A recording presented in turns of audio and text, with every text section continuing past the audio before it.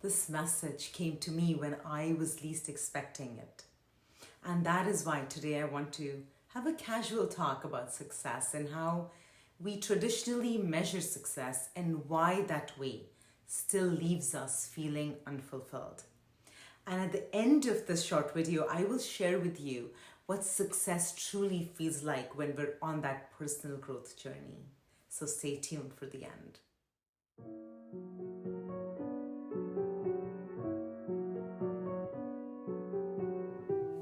Namaste and welcome to my sacred space here on YouTube.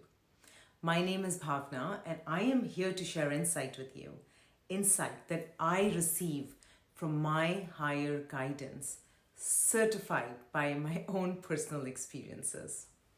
And before I go on, I would appreciate if you help me grow this beautiful community and help me share these messages here on YouTube. So please hit that subscribe button and share this video with your loved ones. My focus today is success because I have struggled with success my entire life. I used success to find my place in society, to improve the level of belonging that I felt. Well, if I could do better at my job and climb that invisible ladder, maybe more people would like me. In the beginning, it did seem like I was finally getting there, moving towards that definition of success. I used to be a very ambitious go-getter type A personality because that helped me stay motivated to achieve that next milestone. That is how I managed to complete a full-time MBA along with working full-time and managing a household. In fact, I did often impress my seniors at work and got promoted several times because of my hard work and positive attitude. And because I always went out of my way to outperform at my jobs. I always received outstanding reviews about my work. However, even after all that achievement and drive, I still did not know how to create balance in my life. Eventually, I got sick. I lost time. I stopped enjoying life. I was simply surviving. Yet, if someone from the outside saw me, they would see success. I had that house, the happy kids, the amazing partner. Because isn't that how society defines success today? I didn't share my story of my personal inner conflict with many because when I did, I was often judged and abandoned.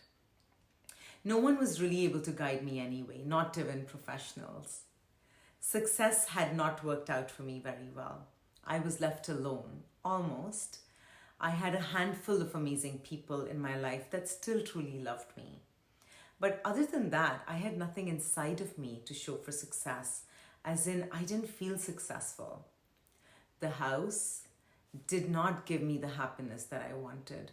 The money in the bank didn't really comfort me when I was sick. And most of my interpersonal relationships were less than compassionate towards me. I had a big gaping hole in my life, in that department of connection at least, connection with myself. Because for someone that absolutely resented being alone, I was left alone for a very long time. So I asked myself a question, what is real success? Because I truly believe that we're born in the image of God. God would not wish this inner failure on his children. Maybe it was time for me to reevaluate the way I measured success. And at that point, I had nothing to lose anyway. I had lost it all. I had lost my most prized relationships, my career, my health, and my personal happiness. But most of all, I had lost my pride. I had lost the identity that I could walk around with. I was no more a successful professional. I was no longer a healthy person. I was no longer a fun mom. I was no longer the perfect partner, and I had not contributed a great deal to society. My self-worth was really down in the dumps, but I can tell you that there is no better time to make a change than when you are down in the dumps. I'm not saying wait for that moment, but if you are already there, start now. So that was my starting point. A single decision to change my life, even though I had no idea what that change was like or what it would bring. But I knew that I had decided to change my inner reality because I had lost control of my outer reality. Today, I define success by the moments that leave me inspired, the clarity that I experience in decision making, the integrity I hold around people, and the peace that I experience daily. And how I manage tough situations that happen for me to teach me something about myself. And I recently noticed that success clearly as I was watching a Blue Jays game at a local sports bar with my family just a couple of days ago. I started to feel confused and sad out of nowhere. Nothing in my immediate circle had really triggered me, but it's possible that the frequencies around me might have sent me into a hyper-conscious mode.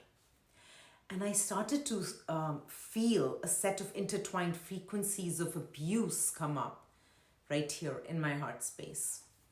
All of a sudden, in a very public setting, I needed peace to experience what was showing up within me. An older version of me would have spiraled into anxiety and a possible temper tantrum at the turn of events.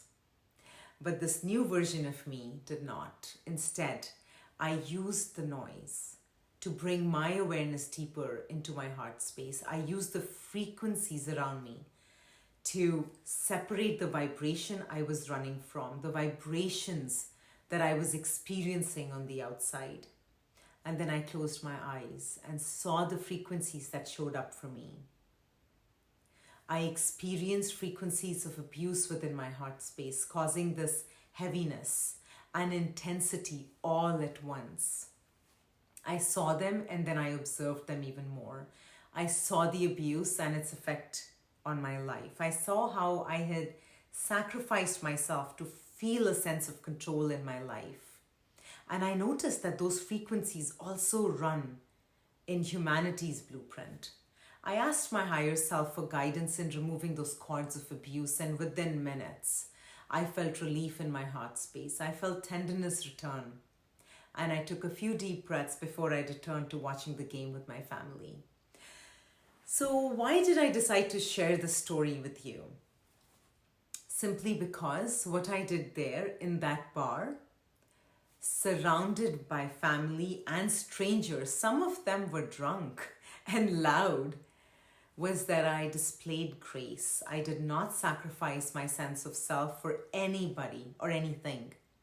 I used the lessons of the last 6 years and I went within, in the depth of my being. I stayed with those frequencies that were ready to release. I gave them space to come up and transmute into purity, and then I expanded the self-love that I felt for myself. This is how I define success today. When you can hold space for yourself in the most uncomfortable situations, you have found success. And when you can hold space for others, that's when you start creating impact in the world. And to know where you are in your own personal growth journey, ask yourself these questions. Do you show yourself grace when you feel uncomfortable? Or do you suppress the discomfort so as to not inconvenience others around you? Do you sacrifice yourself to feel like you're in control of your own self-image? Do you display integrity in your daily life? And the most important question, are you the truth? Do you speak your truth? Do you live your truth? Do you face your truth? Do you know your truth? Do you embody your truth? What is the biggest truth that is staring you in the face today? Comment below if you would like to share your truth with this sacred community. Real success brings you closer to your best possible version, your image that was born from the universal creator. And I leave you with this. The moment that I accepted my failures as human was my turning point. I started to focus less on the destination and more on the moments within the journey. I don't know what my 3D destination is here on earth, but I know that my 3D experiences are tools for my ascension journey. I don't know where I will end up in my life, but I have set up my foundation to guide me into the path of beauty, the path of compassion, and the path of grace. Namaste.